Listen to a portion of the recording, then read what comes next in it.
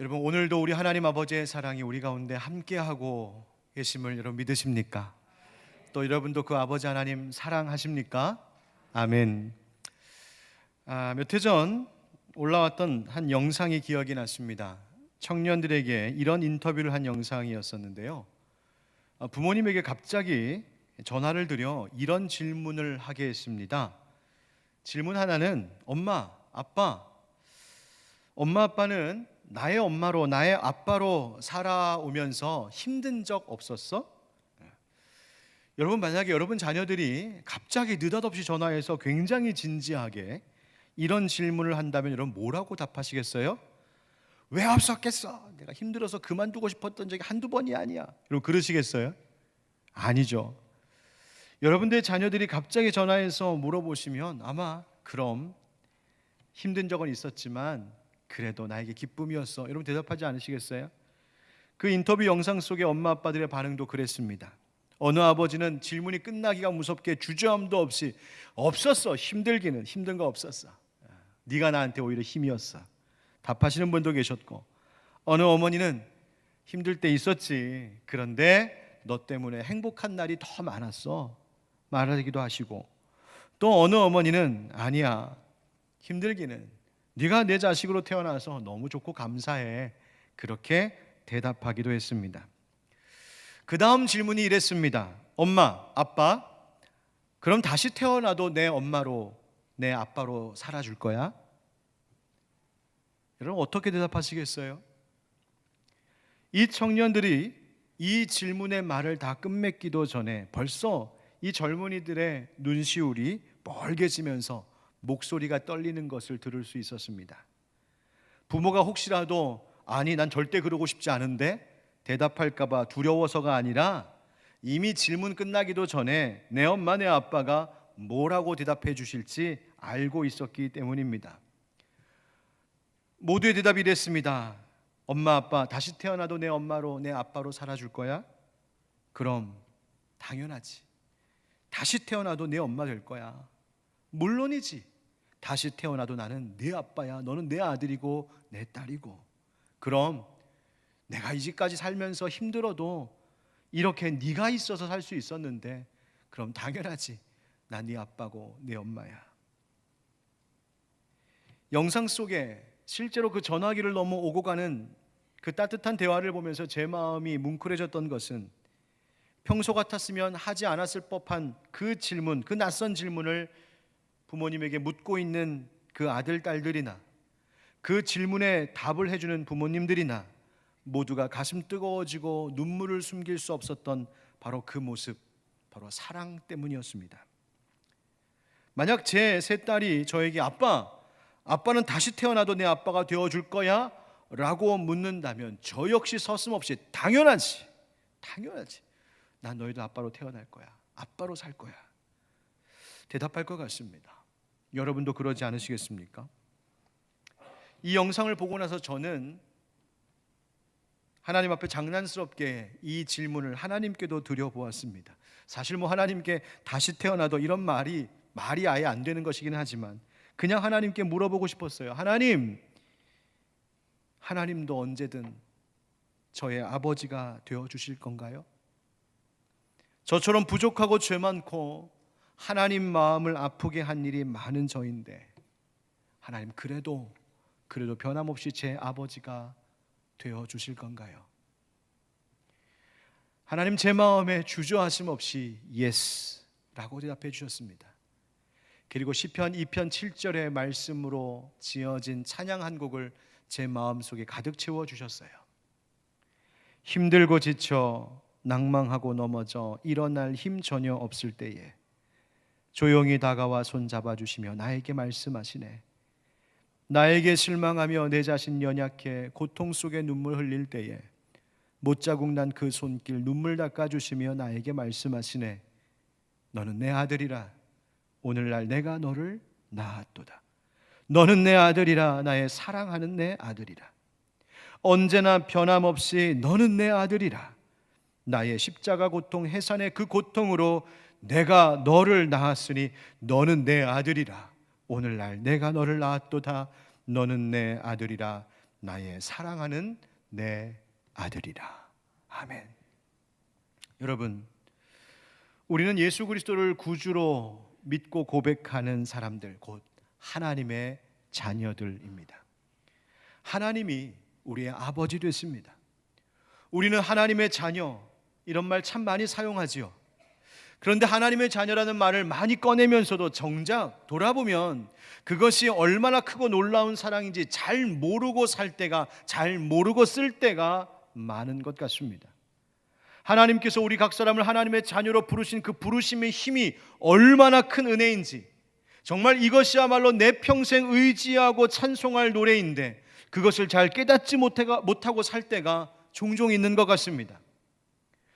여러분, 우리가 하나님의 자녀 된 것, 하나님이 내 아버지 되어주신 것은 하나님 은혜입니다.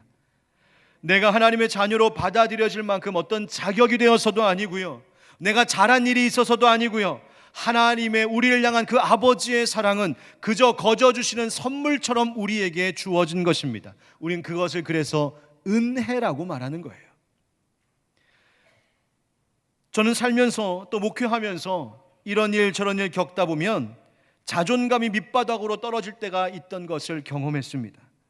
제 자신이 너무 못나 보이고 어리석어 보이고 부끄럽고 때로는 심한 열등감에, 때로는 좌절감에 빠져서 허우적거릴 때가 있었습니다. 여러분도 그럴 때 있지 않으세요? 저는 그럴 때마다 성령님께서 제 안에 생각나시게 하는 한 말이 있습니다. 하나님은 이 지구상에 아무도 없이 나 혼자만, 나 홀로 남아 있을 때라도, 혹 그렇게 될지라도 나 하나뿐인 이 자신을 위하여, 나를 위하여서 당신의 독생자 예수 그리스도를 얼마든지 주저함 없이 이 땅에 보내주셨을 것이라는 말입니다. 내가 너를 보배롭고 존귀하게 여기노라. 너를 사랑하는 내 여호와라. 하나님 아버지의 사랑입니다. 오늘 본문에서 사도 요한은 바로 이 하나님 아버지의 신비롭고 놀라운 사랑에 감격하며 이렇게 외치고 있습니다. 보라, 아버지께서 어떠한 사랑을 우리에게 베푸사 하나님의 자녀라 일컬음을 받게 하셨는가. 우리가 그러하도다. 그러므로 세상이 우리를 알지 못함은 그를 알지 못함이라. 아멘. 이런 말입니다. 여러분 보십시오. 하나님 아버지께서 우리에게 보여주신 사랑, 하나님 베풀어 주신 그 사랑은 실로 놀라운 사랑이 아닐 수 없습니다. 우리가 하나님의 자녀라고 불리게 되었다니요, 우리가 하나님의 아들이요, 우리가 하나님의 딸이라니요. 너무 놀랍지 않습니까? 사도 요한이 지금 그렇게 외치고 있는 겁니다. 요한이 뭘 보고 무엇을 생각하며 그렇게도 감격스럽게 외치고 있는 것일까요? 다름 아닌 예수 그리스도, 그분의 십자가 죽으심과 부활을 기억하며 그 십자가를 바라보며 아들을 내어주시기까지 나를 사랑해 주신 하나님 아버지의 그 사랑에 감격하여 이 말을 하는 겁니다. 아니, 내가 뭐라고, 우리가 무엇이라고, 아들 예수의 피를 흘리시면서까지 나를 구원하시겠다고, 나를 당신의 자녀로 삼아주시다니 감격하며 외치고 있는 거예요. 때로는 하나님의 그 사랑을 받은 우리들을 세상 사람들이 몰라줄 때도 있습니다. 우리를 이해하지 못하고 우리를 핍박하고 우리가 예수님 따라 살아가는 그 인생의 걸음 자체를 세상 사람들 멸시하기도 하지요. 그런데 오늘 뭐라고 말합니까? 그것은 우리를 그렇게 사랑하시는 하나님 아버지를 알지 못해서 그런 것이라고 말하고 있습니다. 그러니 하나님 아버지 사랑 때문에 우리는 여전히 세상이 우리를 몰라주고 우리를 향하여서 뭐라고 해도 우리는 이 길 가겠노라고 결단하고 외치고 노래하며 가는 겁니다.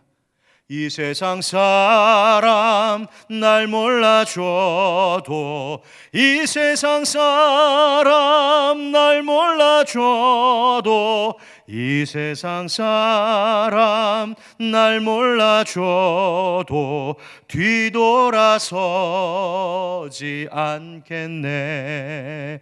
아멘. 세상 사람들 몰라줘도.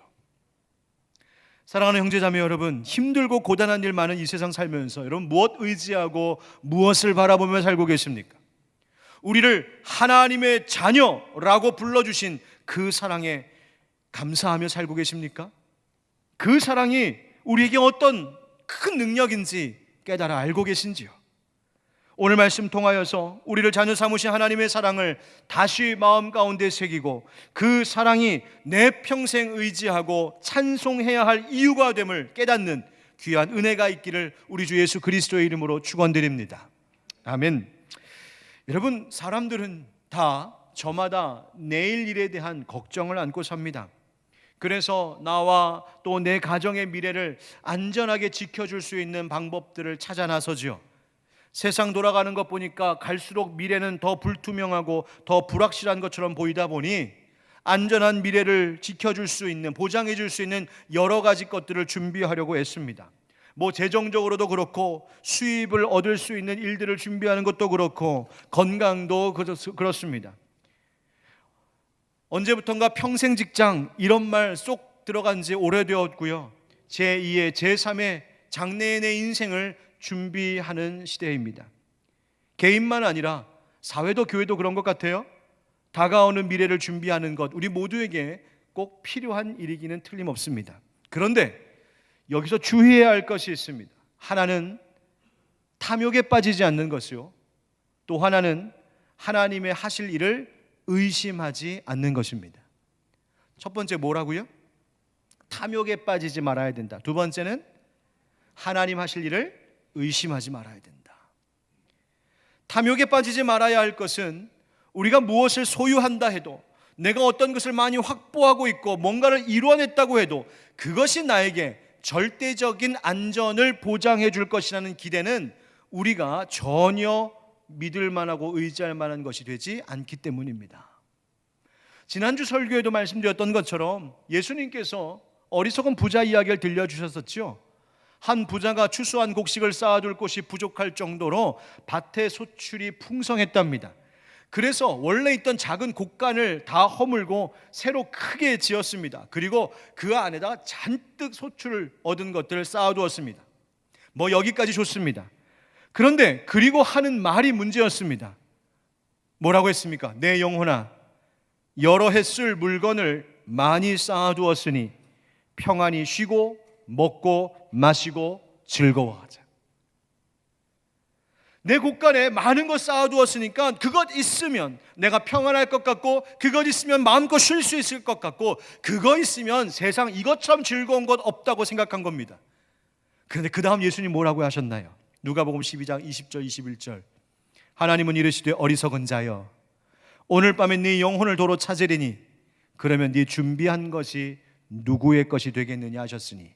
우리 21절을 같이 읽어볼까요? 시작. 자기를 위하여 재물을 쌓아두고 하나님께 대하여 부요하지 못한 자가 이와 같으니라. 아멘. 자기를 위하여 재물을 쌓아둔 자, 하나님께 대하여 부요하지 못한 자가 이같이 어리석다 말씀하십니다. 여러분, 하나님께 대하여 부요하지 못한 자, 이게 무슨 말일까요? 이 말은 하나님에 대하여 인색한 자라는 뜻입니다.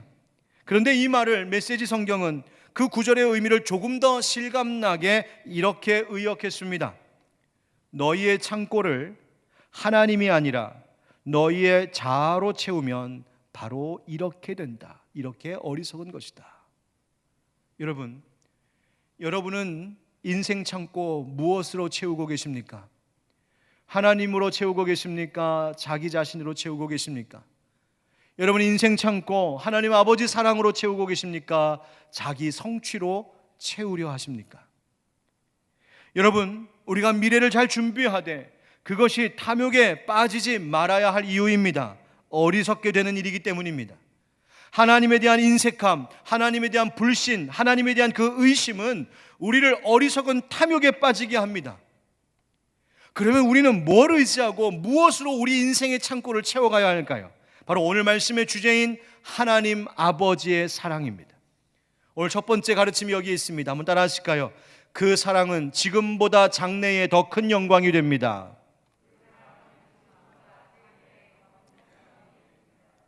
하나님의 자녀라고 해서 어려움 없는 것 아니죠. 하나님 자녀라고 해서 코로나가 막 피해가는 것도 아니고요. 하나님 자녀라고 해서 밥 안 먹어도 배부른 것 아닙니다. 하나님의 자녀도 분명 어려움이 있고요. 필요한 것이 있습니다.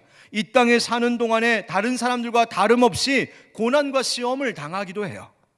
오히려 생각해보면 그리스도인, 예수 믿는 사람이라고 하는 그 이름 때문에 더 큰 시련을 겪을 때도 있습니다.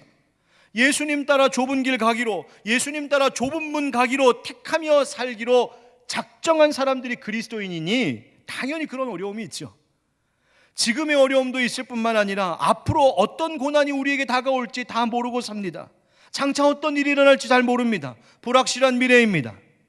그런데 오늘 말씀에서 주님께서는 하나님의 자녀들에게 아무리 불확실한 미래, 아무리 어려움이 혹 많을지 모르는 장래일지라도 하나님의 자녀들에게는 한 가지 확실한 것이 있다고 말씀하고 계세요. 그것이 뭘까? 바로 2절 말씀입니다. 사랑하는 자들아, 우리가 지금은 하나님의 자녀라. 장래에 어떻게 될지는 아직 나타나지 아니하였으나 그가 나타나시면 우리가 그와 같을 줄을 아는 것은 그의 참모습 그대로 볼 것이기 때문이니라. 아멘. 우리의 미래를, 우리의 장래를 다 알 수 없지만 하나님 자녀들에게는 한 가지 확실한 것, 분명한 것이 있다고 그 약속을 말씀해 주고 계십니다. 그것이 뭘까? 첫째, 그가 나타나시면, 예수님께서 다시 오실 것이라는 말입니다. 부활하시고 승천하신 예수님께서 다시 오실 것은 확실하다고 말씀하십니다. 사방이 막혀 캄캄했던 그 방 안에서 두려움에 덜덜 떨고 있었던 그 제자들 한가운데에 호련히 나타나셔서 평강이 있을지어다 말씀해 주셨던 그 부활하신 그 영광스러운 모습의 예수님께서 그와 같은 모습으로 우리에게 다시 나타나 오실 것을 주님 약속해 주셨습니다. 또 두 번째 확실한 것이 있습니다. 그것은 그 주님이 그렇게 다시 오실 때에, 다시 나타나실 때에 우리도 그 예수님처럼 된다는 것입니다. 그의 참모습 그대로 볼 것이기 때문이니, 예수님과 비대면이 아니라 대면하여 보는 날이 분명히 있을 것이고, 그때가 되면 우리도 예수 그리스도와 같이 온전케 될 것이라고 말씀해 주시는 것입니다. 이것이 무슨 뜻일까? 바로 우리의 구원이 완성된다는 말입니다. 지금은 예수 믿고 구원을 받았다 하지만, 내가 하나님의 자녀라고 하지만, 의인이라고 하지만 동시에 죄인인 우리는 여전히 이 땅에 살면서 부족함도 많고 연약함도 많은 우리들 아닙니까? 그런데 성령님의 인도함을 받으며 살다가 결국 마침내 우리 주님 다시 나타나시는 그때가 되면, 우리가 주님 다시 만나는 그날이 되면 우리도 온전한 자, 구원의 완성을 보는 자가 될 것이라고 말씀해 주십니다. 그렇게 살아가는 과정을 우리는 성화라고 말하고, 주님 다시 오셨을 때 우리가 완성되는 그 완성의 때를 영화라고 말합니다. 뭐라고 말한다고요? 영화, 영화롭게 된다. 즉 다시 말하면 하나님의 자녀들은 지금보다 장래에 더 큰 영광이 있다는 것입니다. 그리스도인의 삶, 성령님께서 이끄시는 인생, 하나님의 자녀로 성령님께 순종하며 따르는 그 인생은 지금 고단한 일이 있고, 지금 어려운 일이 있고, 장래에 어떤 일이 있을지 다 알 수 없을지라도 한 가지 확실한 것은 지금보다 내일이, 현재보다 장래가 더 영광스러울 것이라는 하나님의 약속입니다. 여러분, 분명 현재의 어려움이 우리 가운데 있습니다. 그런데 여러분, 하나님의 자녀라고 하는 이 말의 뜻이 뭡니까? 하나님의 사랑의 보호 아래 있다는 뜻 아니겠습니까? 하나님의 자녀가 무슨 뜻입니까? 하나님의 소유가 되었다는 뜻 아니겠습니까? 그러니 하나님께서 책임지시고 지키실 것입니다. 사도 바울은 그 사랑을 기억하며 이렇게 외쳤습니다. 로마서 8장 18절 다 같이 시작. 생각하건대 현재의 고난은 장차 우리에게 나타날 영광과 비교할 수 없도다. 아멘. 우리에게도 이 약속이 있는 줄 믿습니다. 여러분, 정말 그렇습니다. 지금보다 장래의 영광을 반드시 보게 하실 그 하나님 아버지 사랑, 그렇기 때문에 지금 어렵고 힘든 순간에도 하나님 아버지의 이루실 그날을 소망하며 사는 것이 하나님 자녀들입니다. 또 그러므로 지금 잠시 잘 되는 것 때문에 자만에 빠지거나 자랑 삼거나 교만하지 않는 것이죠. 지금 내 인생 곳간에 뭔가 세상 것으로 가득 채워졌다고 해서 그것 때문에 하나님 아버지 사랑 나 몰라라 하며 살면 안 된다는 겁니다. 지금 더 잘 되겠다고 그것 때문에 탐욕을 부려서도 안 될 이유가 바로 여기에 있는 겁니다. 반대로 지금 조금 어렵다고 그것 때문에 낙심하고 좌절하지 않아도 됩니다. 왜요? 하나님 아버지의 사랑은 우리를 지금보다 장래에 더 영광되게 하실 하나님이시기 때문입니다. 이제 성경은 우리에게 두 번째 가르침을 주고 있습니다. 하나님의 자녀는 장래의 더 큰 영광을 소망으로 삼으며 사는 자들이라고 말씀하셨는데, 자, 그렇다면 우리의 장래가, 우리의 미래가 보장되어 있으니 지금은 어떻게 살아도 상관없는 것일까요? 내가 하나님 자녀 되었으니, 나 구원받았으니까 장래에 더 큰 영광, 더 온전케 되는 것이 확실하다고 말씀하시는데, 그러면 나 지금은 내 마음대로, 내 육신이 원하는 대로 그렇게 살아도 되지 않을까? 혹시 그렇게 생각하십니까? 아닙니다. 누군가 여러분들에게 그렇게 가르친다면 그건 이단의 가르침입니다. 그것은 복음의 은혜를 전혀 알지 못하는 어리석은 주장입니다. 사도 바울 당시에도 그렇게 어리석게 주장하는 이들이 있어 그들을 경계하며 다음과 같이 말해 주었습니다. 갈라디아서 3장 3절, 너희가 이같이 어리석으냐? 성령으로 시작하였다가 이제는 육체로 마치겠느냐? 예수 그리스도 그 십자가의 은혜를 알고 하나님 아버지의 사랑을 받는, 그렇게 성령의 선하신 역사로 다시 시작된 너희의 인생인데, 그것을 알고 오히려 그것을 핑계 삼아 다시 육체의 악한 것으로 돌아간다면 되겠느냐? 안 된다는 거예요. 오히려 그 은혜 받았다면 더 자기 자신을 은혜 받은 자답게, 아버지의 사랑 받은 자답게 거룩하게 만들어 가야 될 것을 말씀하십니다. 로마서 6장 19절, 너희 육신이 연약함으로 내가 사람의 예대로 말하노니 전에 너희가 너희 지체를, 여기서 지체는 우리의 몸을 이야기하는 거예요. 너희의 몸을 부정과 불법에 내주어 불법에 이른 것 같이 이제는 너희 지체를 의에게 종으로 내주어 거룩함에 이르라. 아멘.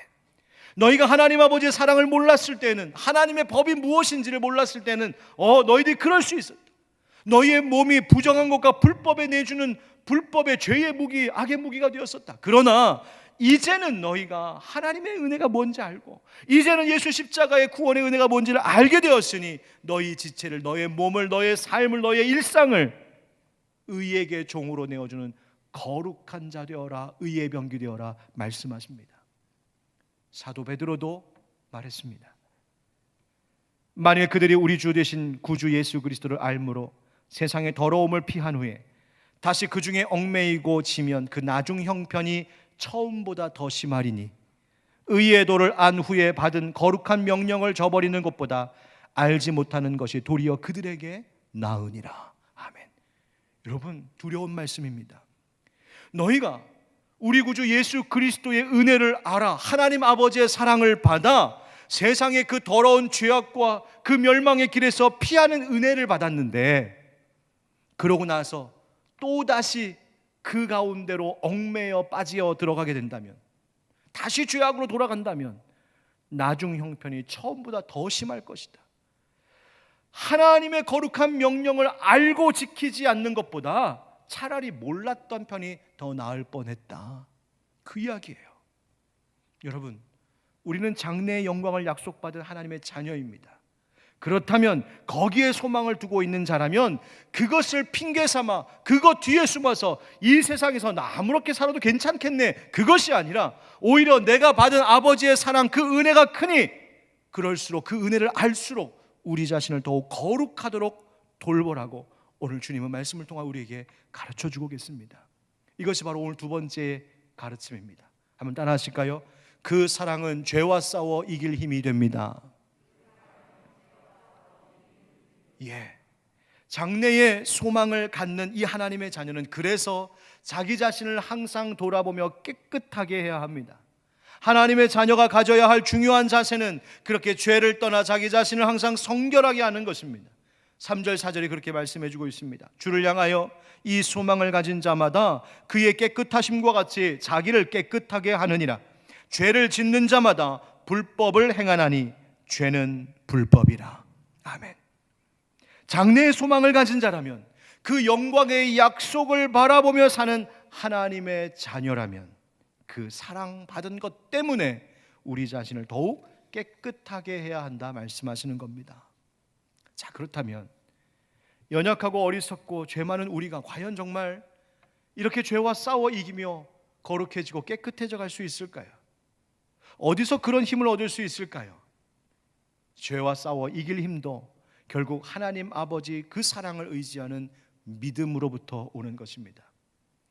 오늘 우리가 함께 읽지 않았지만 같은 본문 요한일서 3장 중간에 있는 8절의 말씀에 보면 죄를 짓는 자는 마귀에게 속하였다 이렇게 말합니다.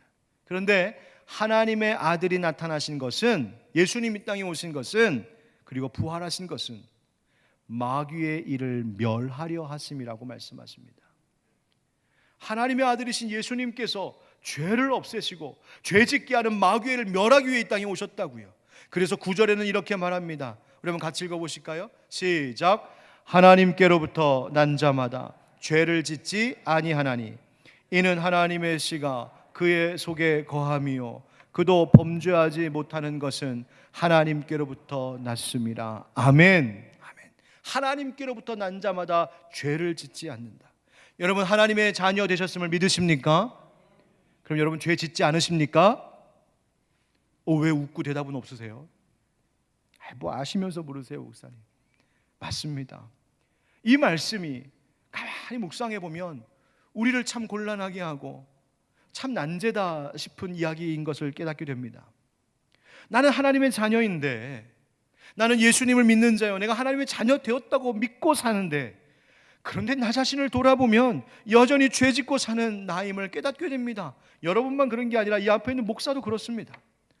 하나님께로부터 난 자는 죄를 짓지 않는다고 했는데, 근데 여전히 죄짓고 있으니 그럼 나 하나님의 자녀 아닌가? 의심이 스물스물 연기처럼 올라옵니다. 여러분, 오늘 이 말씀은 우리 교회 공동체 안에 하나님의 자녀들과 마귀의 자녀들을 분리시켜 판단하라고 주신 말씀이 아닙니다. 그럴 수 없어요. 만약에 그렇게 주셨다면, 그렇게 분리한다면 교회는 엄청난 시험에 빠질 겁니다. 우리 목사님 하나님 자녀 편에 앉아 계실 줄 알았는데 저쪽 편 맨 앞자리에 앉아 계시네? 그럼 깜짝 놀랄지도 몰라요. 사도 요한이 왜 이렇게 이 말씀을 우리에게 전해주고 있는 것일까요? 주님, 이 말씀을 통해 우리에게 가르쳐 주시려고 하는 것이 무엇일까요? 그것은 하나님 아버지의 사랑을 의지하는 것만이 우리가 죄와 싸워 이길 힘을 얻는 길이라고 가르쳐 주시는 겁니다. 네가 예수 그리스도를 통한 하나님의 사랑을 아느냐? 네가 그것을 믿느냐? 그 아버지의 사랑에 감사하느냐? 그렇다면 그 하나님 의지에서 죄와 맞서 싸우기에 힘쓰라고 하시는 겁니다. 죄와 버타지 말라고, 죄와 친구 삼지 말라고, 자기 자신을 날마다 거룩하게 돌보라고 하십니다. 그렇게 죄와 맞서 싸우기 위하여 하나님 사랑 의지하며 애쓰며 몸부림치며 살다가 그러다 지치고 넘어지면, 그러다가 실수하고 쓰러지면 다시 하나님 아버지 그 크신 사랑 앞에 달려나와 하나님, 저 또 넘어졌어요. 하나님, 저 또 쓰러졌어요. 그런데 하나님 아시지요? 저 하나님의 자녀예요. 하나님, 저를 받아주세요. 그 사랑의 품에 다시 와라 간겨 다시 힘을 얻으라는 말입니다. 여러분, 우리는 하나님의 자녀라고 하면서도 또 넘어지고 또 실수하는 게 우리입니다. 연약한 죄인이니까요. 그런데 우리 하나님 자녀들에게는 특권을 하나님 주셨어요. 다시 예수님 그 십자가 은혜에 의지하여 하나님 아버지 품으로 달려가 안길 수 있는 은혜의 특권을 우리에게 주신 줄 믿습니다. 그러니 넘어질 때마다, 실수할 때마다 그것을 당연한 것으로 여기지 말고 하나님의 사랑에 다시 돌아가 안기라고 말씀하시는 거예요. 여러분, 이 말씀 앞에서 우리가 깨달아 봐야 될 우리 자신의 문제는 무엇이냐면, 내가 하나님의 자녀라고 하면서 죄 짓는 것을 너무 아무렇지 않게 여기며 살고 있지는 않는가 하는 것이에요. 죄에 대한 경계심도 없고 죄를 미워하지도 않고 스스로를 성결하게 하는 일에 관심도 두지 않고, 인생 사는 거 어쩔 수 없지, 내가 연약한 인간인데 하나님도 아실 거야, 나 하나님의 자녀잖아, 또 용서해 주시겠지, 그것 가지고 변명 삼아 죄 짓는 것을 아무렇지도 않게 여기는 것, 그게 문제라는 거예요. 아니요, 하나님의 자녀라면 우리 자신을 거룩하게 하는 일에 힘쓰며 몸부림치며 살아야 돼요.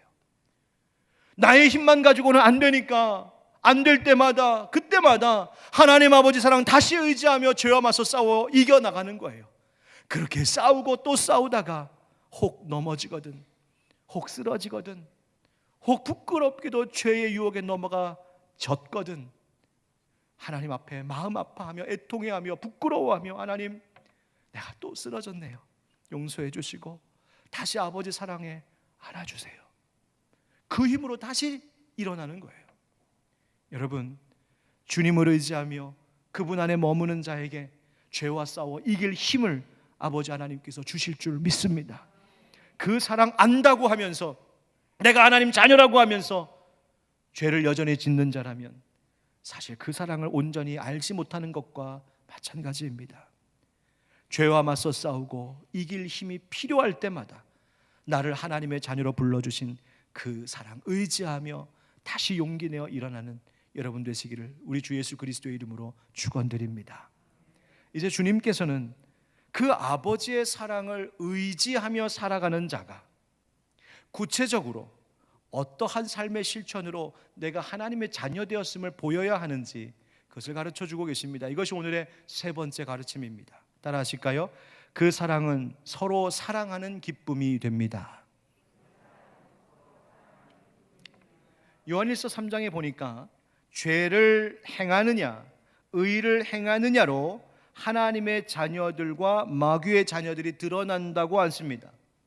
하나님의 자녀들은 의를 행하는 자들인데 의를 행한다는 것은 뭘 말하는 것일까? 바로 오늘 성경은 형제를 사랑하는 것이라고 말씀하십니다. 하나님의 자녀들 속에는 하나님의 씨가 있다고. 하나님의 씨가 무엇이냐면 그것을 말씀, 진리, 복음이라고 이해할 수도 있고 성령을 우리에게 주신 것이라고도 이해할 수 있어요. 그 말씀과 성령이라고 하나님의 씨가 심겨진 우리이기 때문에 그것이 자라나고 그것이 열매를 맺게 될 텐데 그 열매가 뭐냐? 바로 형제 사랑이라는 거예요. 서로 사랑. 오늘 본문 10절 11절입니다. 이러므로 하나님의 자녀들과 마귀의 자녀들이 드러나나니 무릇 의를 행하지 아니하는 자나 또는 그 형제를 사랑하지 아니하는 자는 하나님께 속하지 아니하니라. 11절 다 같이 우리는 서로 사랑할지니 이는 너희가 처음부터 들은 소식이나. 아멘. 형제 사랑하는 것, 우리가 서로 사랑하며 그 기쁨을 나누며 사는 것이 하나님 자녀 되었다는 증거라는 거예요. 우리는 서로 사랑할지니, 서로 사랑하라 하신 이 말씀이 너희가 처음부터 들은 소식이라고 하십니다. 이 복음이, 이 모든 가르침의 시작과 같은 기본이 바로 서로 사랑하는 것이라고요. 여러분, 하나님의 자녀는 서로 사랑이라고 하는 이 의로운 행동을 통하여 우리 자신이 하나님께로부터 어떤 사랑을 받은 자인지를 나타내는 것입니다. 여러분들 가정을 한번 생각해 보시고 여러분 자녀들 한번 생각해 보세요. 부모의 기쁨이 뭐겠어요? 자녀들 형제 우애하며 서로 사랑하며 사는 것 볼 때 그게 부모 기쁨 아니겠습니까? 저희 집도 그렇습니다. 저희 집 세 딸들이요 자라면서 얼마나 싸우기도 하고 서로 막 울리기도 하고 놀리기도 하고 또 엄마 아빠한테 서로 막 이르는 거예요. 언니가 이랬어, 동생이 저랬어. 막 밥상머리 앞에서 그러고 싸우고 울고 그럴 때면 제 목사가 아직 미숙해서 속에서 막 올라오죠. 속상한 거예요. 자식들이 앞에서 막 그러면. 그런데요, 얘네들이 언제 싸웠냐는 듯이 또 뭐가 그렇게 좋은지 히히덕 깔깔깔깔 거리면서 막 웃고 같이 뭐 좋아하고 서로 뭐 같이 놀고 막 그런 거 모습 보면요, 엄마 아빠 마음이 흐뭇하고 즐거운 거예요. 감사한 거죠. 한 번은 큰딸과 둘째 딸이 밖에 어떤 일로 나갔는데 둘째 딸에게서 얼마 있다가 자기 엄마한테 카톡 메시지가 딱 온 거예요. 그 내용이 뭐냐면 이런 거예요. 엄마, 언니가 나한테 뭘 자꾸 좀 사달라고 그래. 근데 이제 뭐 요즘 여러분 그 핸드폰 이모티콘 아세요? 이렇게 막 되게 예쁜 거, 귀여운 거 막 이런 표시들. 이모티콘 이렇게 휴대폰으로 결제해서 이렇게 선물도 해주고 받기도 하고 그러잖아요. 근데 언니가 이제 장난삼아 혹은 또 진짜 그 마음이 있었는지 동생한테 나 그거 좀 사줘 막 그랬나 봐요. 근데 이 동생이 은혜를 받아가지고 얘가 사주고 싶은 거예요. 언니가 요즘 막 공부하느라 힘들고 막 애쓰는 거 보니까 기특하게 사주고 싶은 마음이 들었나 봐요. 근데 자기 핸드폰으로는 결제가 안 되니까 엄마한테 연락이 온 거예요. 엄마가 먼저 언니 사줘. 그러면 내가 집에 가서 용돈에서 엄마 그 돈 드릴게요. 얼마나 감사하고 얼마나 기특한지 바로 결제해서 사줬다는 거 아니에요? 그리고 이제 얘네들이 들어왔어요. 둘째 아이한테 돈을 받았을까요? 안 받았을까요? 당연히 받았죠. 우린 계산은 확실하니까 하니까. 당연히 받았어요. 그런데 받고 나서 더 줬어요. 더 많이 줬어요. 너무 예뻐서. 그랬더니 분위기 좋았겠죠. 언니는 고맙다고 그러고 동생은 언니 줬더니 자기 더 받고. 여러분, 그게 형제 우애인데 하나님 아버지도 그런 모습 좋아하지 않으실까요? 하나님도 우리가 서로 사랑하는 모습 보면서 기뻐하지 않으실까요? 하나님, 우리 교회에 누군가가 어려움 가운데 있대요. 하나님 도와주세요. 하나님, 제가 다 할 수 없는 거 저도 할 텐데 하나님도 좀 도와주세요. 그 마음 하나님 앞에 고백하고 드릴 때 하나님 그 마음 기뻐하지 않으시겠어요? 여러분, 우리가 사랑해야 하나님도 기뻐하십니다. 우리가 서로 사랑할 수 있는 힘 어디서 올까?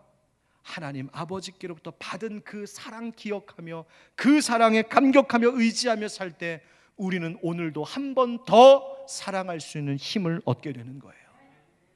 어려움 견딜 수 있는 것, 그렇게 힘들어도 또 사랑하며 살 수 있는 것, 다 아버지 사랑 때문이에요. 여러분, 우리도 서로 사랑하고 있습니까? 사랑의 행동을 어떻게 나타나고 계신가요? 혹시 12절에 나오는 가인과 같은 마음이 있지는 않으십니까? 동생을 향한 미움과 원망이 자리 잡고 있었던 그 가인같이 하지 말라 하시잖아요. 여러분, 사랑하십시오. 사랑하다 힘들거든 하나님 아버지 사랑 다시 붙잡으십시오. 섬기십시오. 수고하십시오. 그러다가 또 힘들거든 하나님 손 붙잡으십시오. 어제 토요일 아침 설교를 마무리할 즈음에 한 성도님께로부터 카톡 장문의 메시지가 도착했습니다. 매주 수요일 저녁마다 있는 성경 공부에 유튜브를 통해서 성경 공부하고 있는데 그거에 함께 참여하시는 권사님이신데요. 지난주 수요일 숙제가 뭐였냐면 배운 말씀 다시 한번 묵상하고 하나님께 편지 쓰기였어요.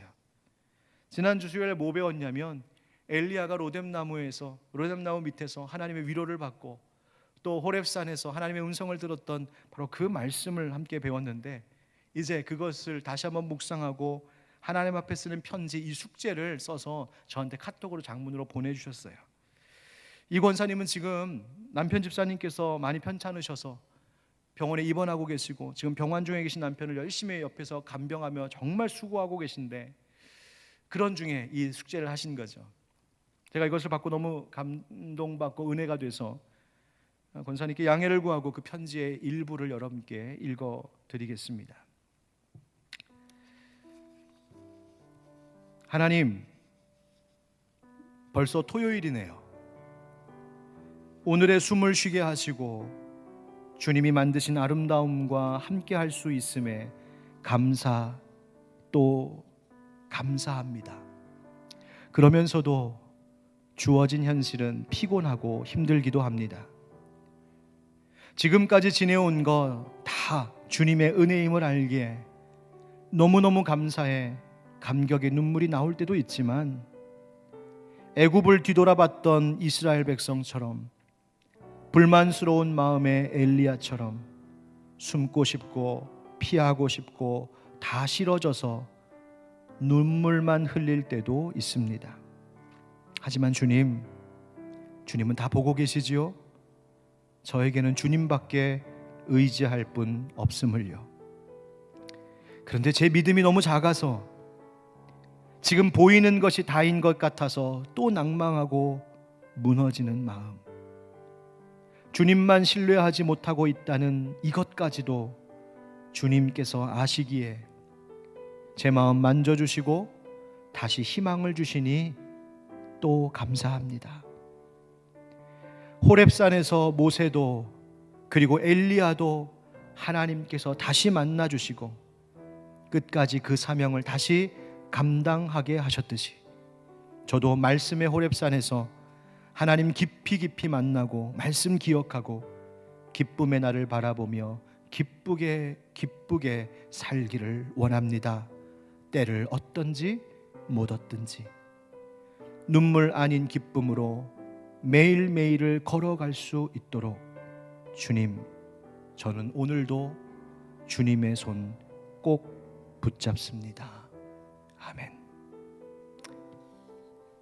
사랑하고 섬기고 순종하며 사는 것이 힘든 인생의 걸음이지만 그러나 내 아버지 하나님의 사랑이 있기에 그렇게 살아갈 수 있노라고 고백한 간증이었습니다. 사랑하는 형제자매 여러분, 여러분도 사랑하며 의와 평강으로 살기 위해 애써 수고하다가 지치고 힘들 때마다 다시 손 내밀어 우리 아버지 사랑, 그 하나님 사랑의 손 꼭 붙잡고 다시 일어서신 여러분 되시기를 우리 주 예수 그리스도 이름으로 축원드립니다. 우리 함께 이 찬양을 함께 주 앞에 올려드렸으면 좋겠습니다. 내 아버지 그 품 안에서.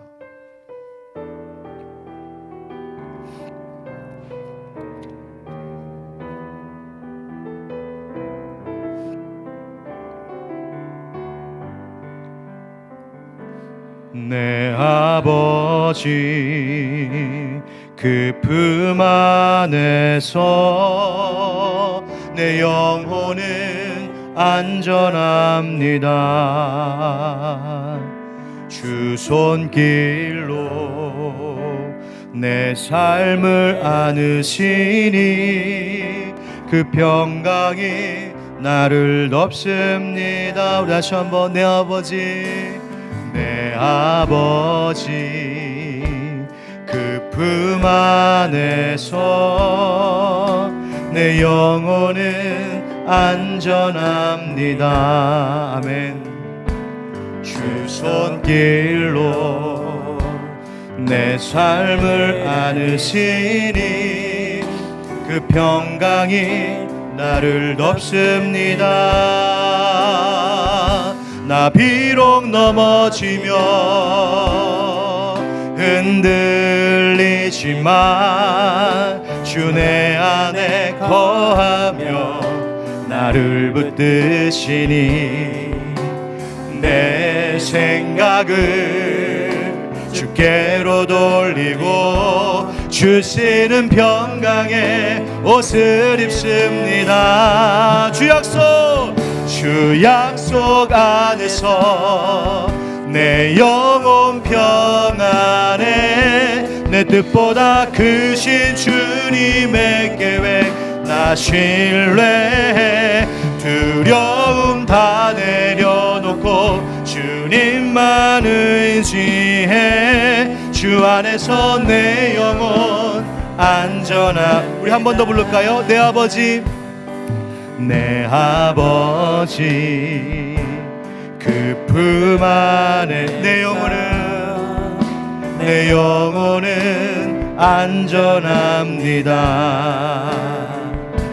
주 손길로 내 삶을 안으시니 그 평강이 나를 덮습니다. 나 비록 넘어지며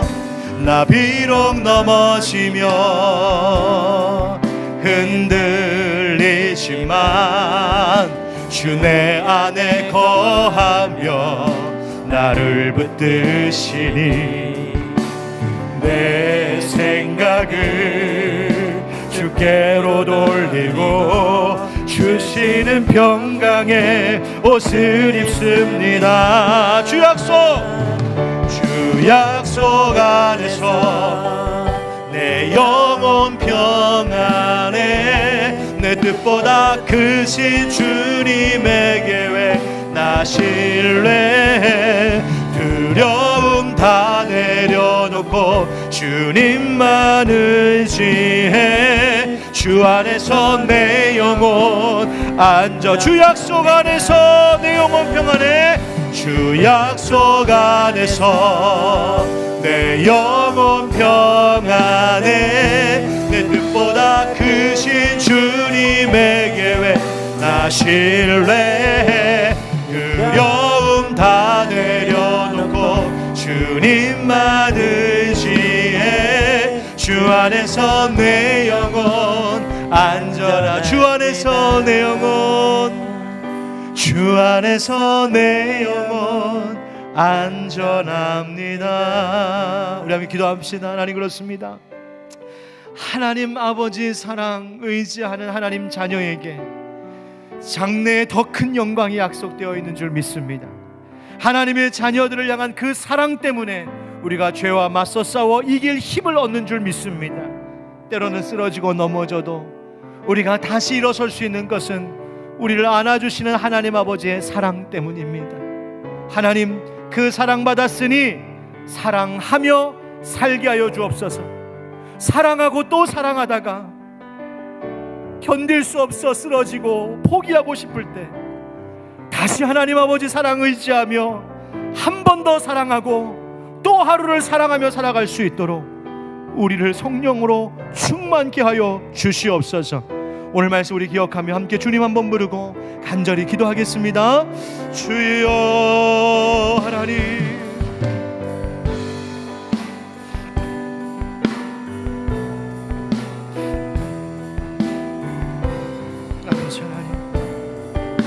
주님의 사랑을, 아버지의 사랑을 의지하며 살게 하여 주옵소서. 하나님, 지금 우리의 삶의 어려움, 고단함도 있지만 하나님, 그러나 마침내 장래에 우리를 더 영광되게 하시 하나님 아버지의 그 사랑을 잊지 않는 자녀들 되게 하여 주시옵소서.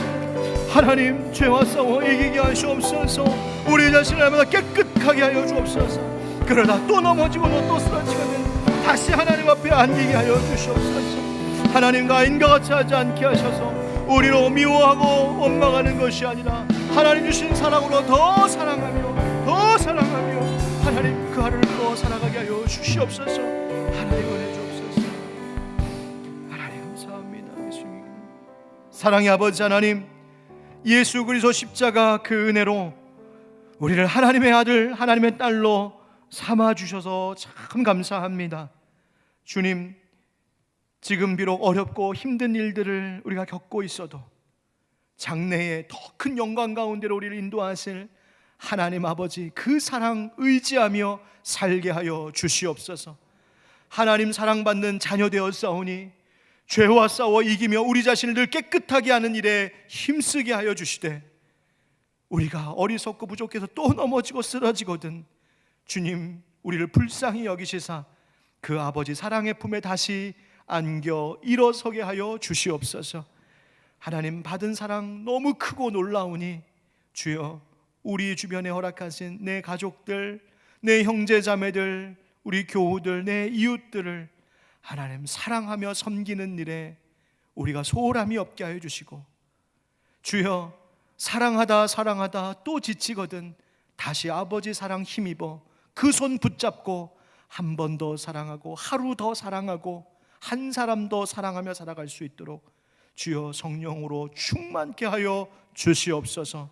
어려움이 많은 이 시대에 하나님 우리 땅의 교회와 그리스도인들이 선한 영향력을 미칠 수 있도록 힘과 지혜를 주시고 특별한 코로나19 때문에 방역과 치료에 많은 어려움들이 있는 이때 잘 이겨내게 하셔서 이 나라 안전하고 정의롭고 평화로운 나라 그런 사회 이루게 하여 주시옵소서. 오늘도 말씀 붙잡고 의지하여 새 힘 얻어 다시 세상으로 나아가는 주의 자녀들 위해 하나님 크신 은혜로 함께 하시며 동행해 주실 것을 믿고 의지하오며 우리 주 예수 그리스도의 이름으로 축복하며 기도하옵나이다. 아멘. 이제는 우리 주 예수 그리스도의 은혜와 하나님 아버지의 그 크고 끝이 없는 사랑과 성령의 교통하심과 또 역사하심이 하나님, 내가 하나님 아버지의 사랑을 받은 하나님의 자녀입니다. 그 사랑 의지하여 소망 가운데 살고 거룩함 가운데 살고 서로 사랑하며 살겠습니다. 다짐하며 나아가는 모든 주의 자녀들 한 사람 한 사람 위에 교회와 가정과 일터와 이 사회 이 나라 온 열방 가운데 영원까지 함께 하시기를 간절히 축원하옵나이다. 아멘.